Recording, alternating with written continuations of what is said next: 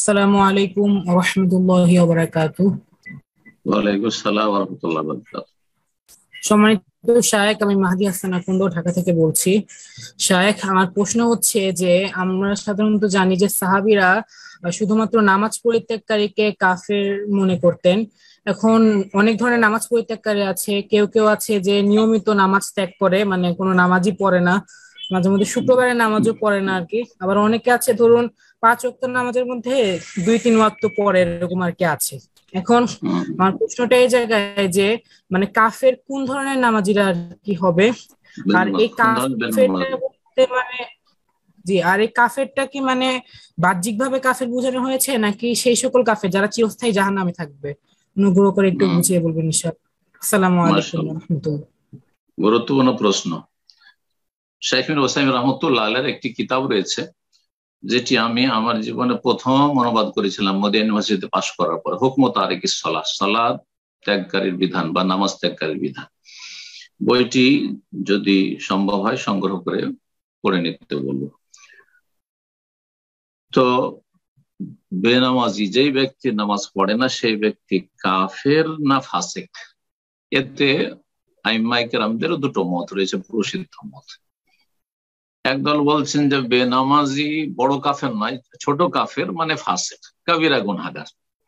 এই মতটি ইমাম শাফি, মালিক এবং ইমাম আবু হানিফা, চার ইমামের ভিতরে অধিকাংশ আইম্মায়ে কেরামদের যে সে ফাসিক, বড় কাবিরা গুনাহ করলো কিন্তু বড় কাফের না। পক্ষান্তরে ইমাম আহমদ রাহিমাহুল্লাহ এবং তার সাথে অনেক আইম্মায়ে কেরাম রয়েছে, ইমাম ইবনে তাইমিয়া রাহিমাহুল্লাহ, ইবনুল কাইয়্যিম, তারপরে সৌদি আরবের বর্তমান যুগের বড় বড় উলামায়ে কেরাম, শাইখ ইবনে বাজ, ইবনে উসাইমিন রাহিমাহুমুল্লাহ জামিয়ান, তাদের মত হচ্ছে যে বেনামাজি বড় কাফের, যেহেতু নবী সাল্লাল্লাহু আলাইহি ওয়াসাল্লাম কাফের বলেছেন। তারপরে সাহাবায়ে কেরামদের এই ক্ষেত্রে ইজমা ছিল, সেটাও প্রখ্যাত তাবেঈ শাকিক রাহিমাহুল্লাহ তাআলা তিনি এই ইজমার কথা, ঐক্যমতের কথা নকল করেছেন। আকীদার ক্ষেত্রে অনেক ঈমান ভঙ্গকারী বিষয় রয়েছে, যেগুলিতে ঈমান নষ্ট হয়ে যাবে, কাফের হয়ে যাবে। কিন্তু কোন আমল ত্যাগ করে দিলে, কোন ইবাদত বা আমল ফরজ ত্যাগ করলে কুফরি নয়, শুধুমাত্র সালাত ছাড়া। অর্থাৎ কেউ যদি যাকাত না দেয় কাফের বলা যাবে, কেউ যদি রোজা না রাখে, সিয়াম পালন না করে কাফের বলা যাবে, সে কেউ যদি হজ না করে কাফের বলা যাবে যদি অস্বীকার না করে। কিন্তু সালাত ছেড়ে দিলে কাফের হবে। জি, সালাত ছাড়া আর অন্য কিছু তো কাফের হয় না। তার মানে এই নয় যে আকীদা নষ্ট আর কাফের না। যে ব্যক্তি আল্লাহ ছাড়া অন্যকে সিজদা করে সে কাফের হয়ে যায়, আল্লাহ ছাড়া অন্য কিছু কেউ যদি মাজারে সিজদা করে সে কাফের হয়ে যায়, মুশরিক হয়ে যায়। ঈমান ভঙ্গ করে কেউ যদি জাদু টনার সাথে জড়িত থাকে, জাদু করে বা করে, তাহলে কাফের হয়ে যাবে। আমা কাফারা সুলাইমান আলাইহিস সালাম। আকীদার ক্ষেত্রে বা ঈমান ভঙ্গকারী যে বিষয়গুলো রয়েছে, আমলের ক্ষেত্রে তাহলে ধরে নিতে হবে যে একমাত্র সালাত ত্যাগ করা, নামাজ ত্যাগ করা হচ্ছে বড় কুফরি।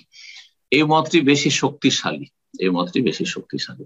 কিন্তু যারা কাফের বলছেন, বড় কাফের বেনামাজিকে, তাদের মাঝে আবার ইখতিলাফ হয়েছে যে বেনামাজি বলতে কি বোঝায়। 1 ওয়াক্ত 2 ওয়াক্ত 4 ওয়াক্ত ছাড়লেই কি বেনামাজি ও বড় কাফের হয়ে যাবে, নাকি যেই ব্যক্তি একেবারে টোটালে পড়ে, 5 ওয়াক্ত পড়েই না, জুম্মাও পড়ে না, নামাজি পড়ে একেবারে বেনামাজি, সেই ব্যক্তি কাফের হবে।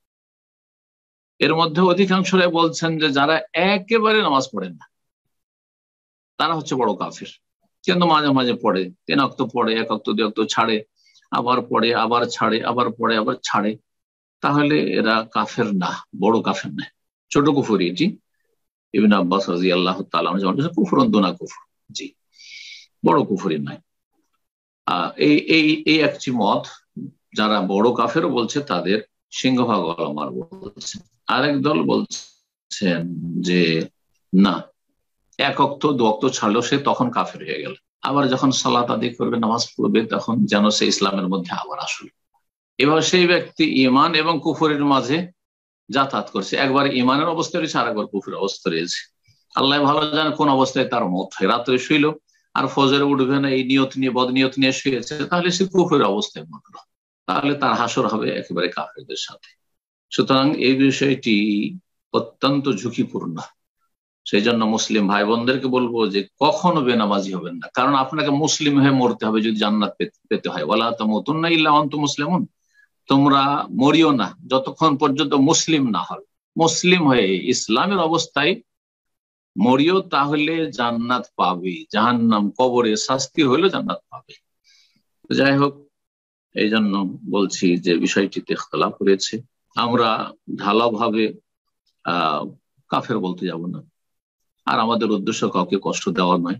উদ্দেশ্য হচ্ছে তাদেরকে সতর্ক সাবধান করে দেওয়া যে দেখেন, আপনি হয়তো বড় আশা করে বসে আছেন যে আমি তো দান খেরাত করছি, জনকল্যাণমূলক কাজ করছি, আর হজ করছি, ইসলামের সেবা করছি, মেলা কিছু করছি, এই রমজান মাসে তো অনেক ইবাদতবন্দি করলাম, নফল করলাম, এই তো মরাই গেছিলাম, আর নামাজ ঠিকভাবে পড়তে পারি না, মাঝে মাঝে তো নামাজ পড়ছি, মাঝে মাঝে পড়তে পারি না। হতে পারে যে আপনার ঈমান নাই, শেষ হয়ে গেছে, তো জাহান্নামে যেতে হবে। এই যে নেক আমলগুলি করলেন, দুনিয়ায় কিছু পেয়ে যাবেন, আল্লাহ দিয়ে দিবেন, কিন্তু আখেরাতে দেবেন না, কারণ কাফের জন্য জান্নাত নেই। সতর্ক সাবধান করেছি মুসলিম ভাইদেরকে। তারপরেও নির্দিষ্ট করে আর একটি মসলা হচ্ছে, নির্দিষ্ট করে এই ব্যক্তি বেনামাজি সুতরাং এ কাফের, এটা আমাদের বলার অধিকার নেই, কারণ সেই ক্ষেত্রে কিছু বাধা নিষেধ রয়েছে, মাওয়ানি রয়েছে, কিছু শর্ত রয়েছে। আমভাবে বলা যেতে পারে যে বেনামাজি কাফের, যারা নামাজ পড়ে না তারা কাফের, এভাবে বলা যেতে পারে, সাধারণভাবে বলা যেতে পারে। কিন্তু আপনারা সাধারণ মানুষ কাউকে কাফের বলতে যাবেন। উদ্দেশ্য হচ্ছে আমাদের এই রোগীগুলিকে ভালো করা, তাদের নিরাময় করা। এরা রোগী, যে কোনো মুসলিম সমাজের পাপী অথবা অন্যরাও, এরা হচ্ছে রোগী। রোগ যেমন বিভিন্ন স্তর রয়েছে, ঠিক তেমনই মানুষের পাপ বিভিন্ন স্তরে রয়েছে। বেনামাজি হচ্ছে রোগী, বেদাতি হচ্ছে রোগী, শিরিককারী হচ্ছে রোগী, যারা বিভিন্ন পাপে জড়িয়ে আছে তারা হচ্ছে রোগী। রোগীদেরকে হিতাকাঙ্ক্ষী হয়ে আমাদের ভালো করার চেষ্টা করতে হবে। আল্লাহ তৌফিক দান করুন।